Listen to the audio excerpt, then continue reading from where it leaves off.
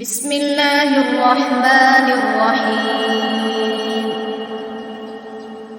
والنازعات غرقا والناشطات نشطا والسابحات سبحا فالسابقات سبقا فالمدبرات أمرا يوم ترجف الراجفة تتبعها الرادفة قلوب يومئذ واجفة أبصارها خاشعة يقولون أئنا لمردودون في الحافرة أئذا كنا عظاما نخرة قالوا تلك إذا كرة خاسرة فإنما هي زجرة واحدة فإذا هم بالساهرة هل أتاك حديث موسى إذ ناداه ربه بالواد المقدس طوى اذهب إلى فرعون إنه طغى فقل هل لك إلى أن تزكى وأهديك إلى ربك فتخشى فأراه الآية الكبرى فكذب وعصى ثم أدبر يسعى فحشر فنادى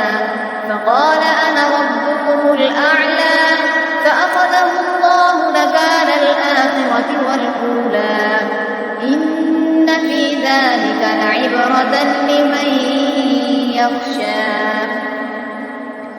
أأنتم أشد خلقا أم السماء بناها رفع سمكها فسواها وأغطش ليلها وأخرج ضحاها والأرض بعد ذلك دحاها أخرج منها ماءها ومرعاها والجبال أرساها متاعا لكم ولأنعامكم فإذا جاءت الطامة الكبرى يوم يتذكر الإنسان ما سعى وبرزت الجحيم لمن يرى فأما من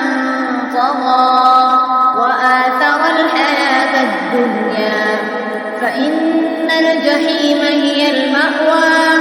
وأما من خاف مقام ربه ونهى النفس عن الهوى فإن الجنة هي المأوى يسألونك عن الساعة أيان مرساها فيم أنت من ذكراها إلى ربك منتهاها إنما أنت منذر من يخشاها كأنهم يوم يرون